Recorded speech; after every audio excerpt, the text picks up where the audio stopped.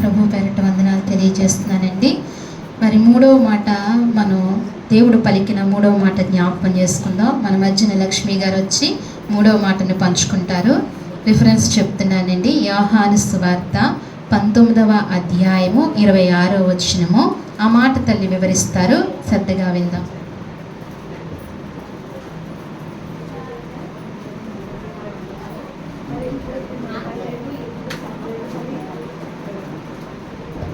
అలాగా నాకు ధైర్యం వచ్చేలాగా నేను అమ్మగారు అన్న కాడి నుంచి ఎంతగానో ప్రార్థన చేసుకుంటున్నాను.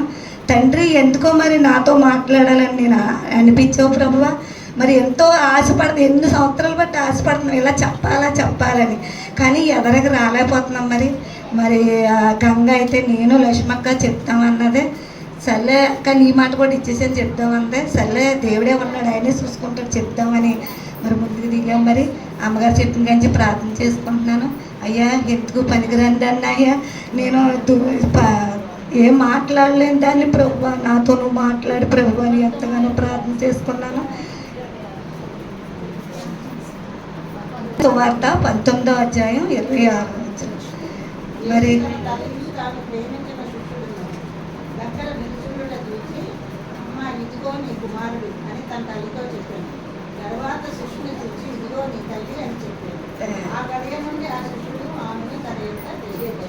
ఇద్దరు మాటలు విన్నాడు. మరి తండ్రి ఈ సిలువలో 7 మాటలు పలికాడు. మరి అయినా 2 మాటలు మాట్లాడారు, ఇద్దరిని క్షమించి మరి 3వ మాటగా నేను చెప్తున్నాను.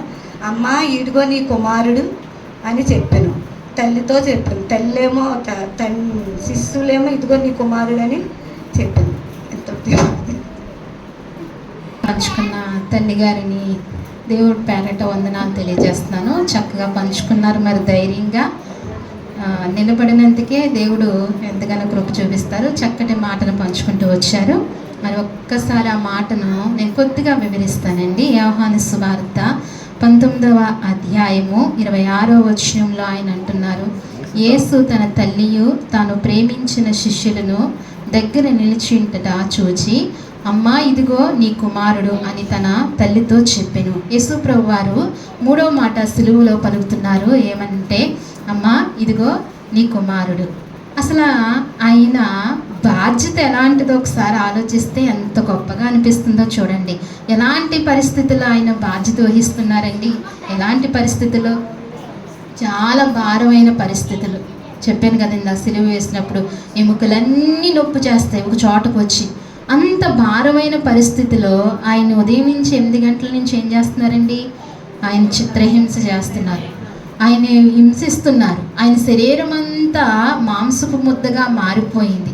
ఆయనకి ఏమాత్రము కూడా కొంచెము కూడా ఏమి లేదండి, కొంచెము కూడా శక్తి లేదు, కొంచెం కూడా బలము లేదు, ఏమాత్రము కూడా సహించడానికి ఆయనకు ఓపిక లేదు.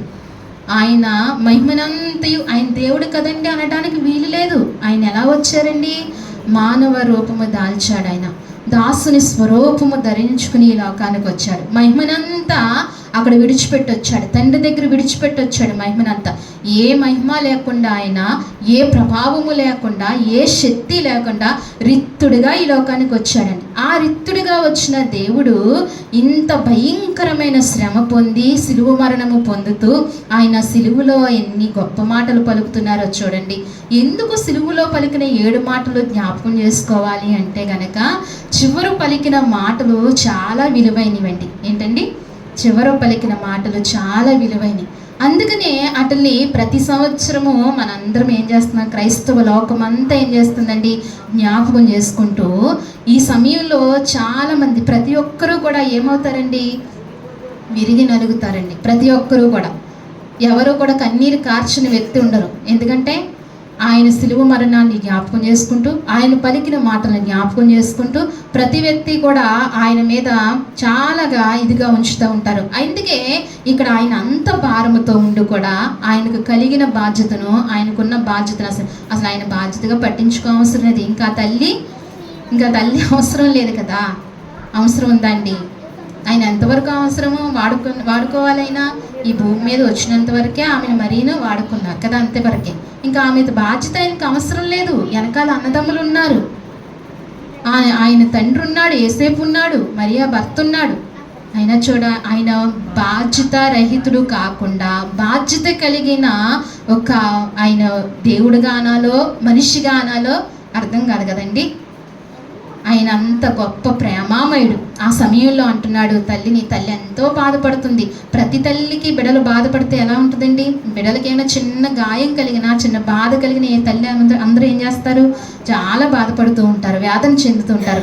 మరి ఆమె కళ్ళ ముందు ఆయన ఏం చేస్తున్నారండి? ఆమె మోసిందండి. తల్లి ఏం చేసింది? యేసు ప్రభు వారిని మోసింది. 9 నెలలు మోసింది, పెంచింది యేసుప్రభు వారిని. అంతేకాదు, పెంచడమే కాదు, పెంచిన తర్వాత 33 సంవత్సరాలు ఆయన జీవించిన తర్వాత ఆయన చాలా యోగ్యముగా పెరిగాడు. ఇంత మచ్చ లేకుండా పెరిగాడు, ఎంతో ఘనతతో పెరిగాడు, మహిమలు చేస్తూ పెరిగాడు, ఎంత ఆతిథ్యతో ఆయన పెరుగుతూ వచ్చాడు. మరి అలాంటి కుమారుడున్న తల్లి హృదయం ఎలా ఉంటుందో ఒకసారి ఆలోచించండి. ఎంత ఘనత కలిగిన తల్లిగా ఉంటుందండి, ఎంత మెప్పు కలిగిన తల్లిగా సమాజంలో చలామణి అయి ఉంటుంది. అలాంటి తల్లి మరి అదే కొడుకు మరి ఏమవుతున్నాడండి? శ్రమ పొందుతుంటే ఆమె హృదయం ఎంత తల్లడిల్లిపోతుంది, ఎంత ఆవేదన చెందుతుంది ఆ తల్లి మనసు. ఒకసారి మనం గమనించాలి. ఏమీ ప్రయోజకులు లేని, ఏమీ అర్హత లేని, ఏమీ కూడా ఘనత తెప్పించని పిల్లలే ఉన్న తల్లులే ఏదైనా కష్టం వస్తే ఎంత బాధ కలుగుతుంది. ఆ కుమారుడికి ఏ ఘనత ఉండదు, ఆ కుమార్తెకి ఏ ఘనత ఉండదు. అయినా ఆ కుమార్తెకి ఆ కుమారుడికి కానీ ఏదైనా కష్టం వస్తే ఆ తల్లి ఎంత నలిగిపోతుందండి. మరి ఘనత పొందిన కుమారుడు, పేరు పొందిన కుమారుడు, అసలు ఆ యెరూషలేము ప్రాంతమంతా మారుమోగిపోతున్న కుమారుడు దైవ కుమారుడని తెలిసింది, ప్రవచన పురుషుడని ఆ తల్లికి తెలిసింది. అలాంటి కుమారుడు నలిగిపోతున్నాడంటే ఆ తల్లి వేదన ఇంత అంతా కాదు. అందుకే అంత భారంలో కూడా, అంత వేదనలో కూడా యేసు ప్రభు వారు ఆ తల్లిని చూస్తూ ఏమంటున్నారు? బాధ్యతను గుర్తుపెట్టుకుంటూ, అమ్మ ఇదిగో నీ కుమారుడు అని ఎవరికి అప్పు చెప్పాడండి? ఆయనకున్న సహోదరులకి అప్పగించాడా?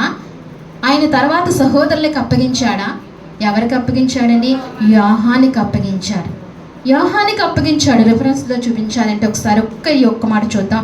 యోహాను సువార్త 13వ అధ్యాయము, యోహాను సువార్త 13వ అధ్యాయము 23వ వచనం చూడండి.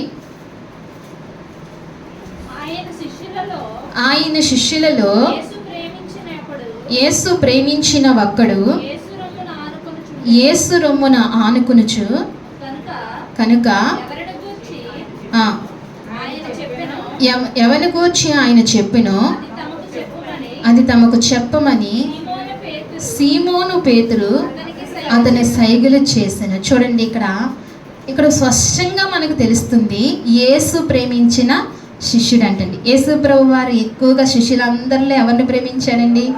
యోహాన్ని ఎక్కువ ప్రేమించాడు. యోహాన్ని ఎందుకు ప్రేమించాడండి? ఆయనకి ఏమైనా పక్షపాతమా? ఎవరికి? ఆయనకి ఏమైనా పక్షపాతమా? దేవునికి పక్షపాతం ఉంది అని ఎవరైనా అనగలరా? అసలు లేదు, ఆయనకి పక్షపాతం లేదు. కానీ ఎందుకు యోహాన్ని ఎక్కువ ప్రేమించాడంటే యేసు రొమ్మున ఆనుకుని ఉన్నాడండి. దేవునికి మహిమ కలుగును గాక. ఎక్కడ ఆనుకుని ఉన్నాడండి? యేసు రొమ్మున ఆనుకుని ఉన్నాడు. రొమ్మున ఆనుకోవడం అంటే దగ్గరగా, ఇంకా అసలు ఎంత మాత్రమో ఎడబాటు లేకుండా దగ్గరగా ఉన్నాడు. ఎవరికి? యేసు ప్రభు వారికి. యేసు రొమ్మున ఆనుకుని ఎవరైతే యేసుకి దగ్గరగా ఉంటారో, ఆయనతో ఎవరైతే సహవాసం చేస్తారో వారిని మరి ప్రత్యేకంగా ప్రేమిస్తాడు ఆయన. దేవునికి మహిమ కలుగును గాక. ఈ వాక్యాన్ని బట్టి మనం గుర్తించాలి. ఆయన ఎలా ప్రేమిస్తాడండి? అందరితో పాటు ప్రేమిస్తాడు, అందరినీ ప్రేమించినట్టు ప్రేమిస్తాడు. ఇంకా యేసయ్యకు దగ్గరగా ఉంటే ఇంకా ప్రత్యేకంగా మనల్ని ప్రేమిస్తాడు. అందుకే మన హృదయం ఏమవ్వాలి? ఆయనకి దగ్గరగా కావాలి. మన హృదయం ఆయనకి దగ్గరగా కాకుండా అడ్డగింపబడుతున్న అనేకమైన దురాత్మ సమూహాలు అనేకమైనవి ఉన్నాయి. అనేకమైన శత్రు సైన్యం ఉంది, అనేకమైన శత్రు సైన్యం ఉంది. కానీ అన్నిటినీ ఛేదించుకుని వచ్చి ఏం చేయాలండి? యేసు రొమ్మున ఆనుకోవాలి. యోహాను అదే ఆనుకున్నాడు. శిష్యులందరూ కూడా కొంచెం దూరంగా వెంబడించారు. ఎలా వెంబడించారండి? దూరంగా. యేసయ్య చెప్తున్నా సరే మాట వినని వారుగా ఉన్నారు.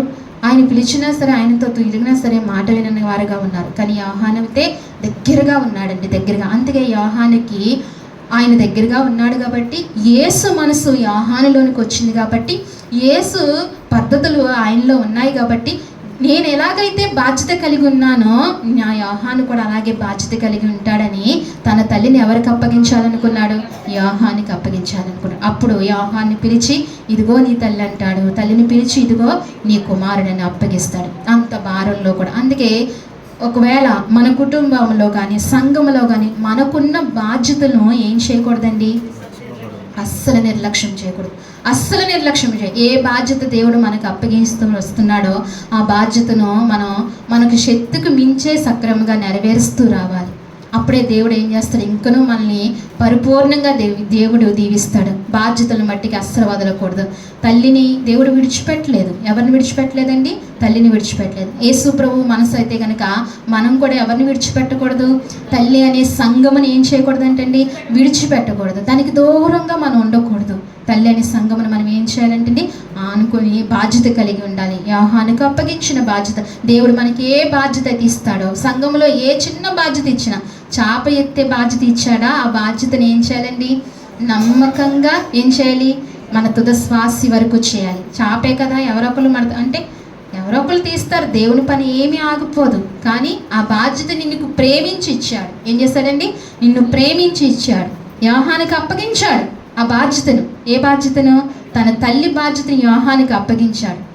దేవుడే అప్పగించాడు, ఆయనే అప్పగించాడు. అందుకే మనకు ప్రేమించి ఇచ్చిన బాధ్యతలను ఏం చేయకూడదు? వదలకూడదని దేవుడు మరొక్కసారి ఆయన సిలువ మాటల్లో మనకి జ్ఞాపకం చేస్తున్నాడు. ఆయన అంత కష్టంలో, అంత నష్టంలో, అంత వ్యాధుల్లో కూడా ఎవరిని విడిచిపెట్టలేదండి? తన తల్లిని విడిచిపెట్టలేదు. చక్కగా 3వ మాట పంచుకున్న తల్లిని బట్టి దేవునికి మహిమ కలుగును గాక. మరి 4వ మాటలోనికి వెళ్ళే ముందు ఒక చిన్న ప్రార్థన చేసుకుందాం. మన మధ్యన వరలక్ష్మి గారు చిన్న ప్రార్థన 4వ మాటకు ముందు వరలక్ష్మి గారు ప్రార్థనలో నడిపిస్తారు. ఆ ప్రార్థనలో మనం ఏకీవిందామండి.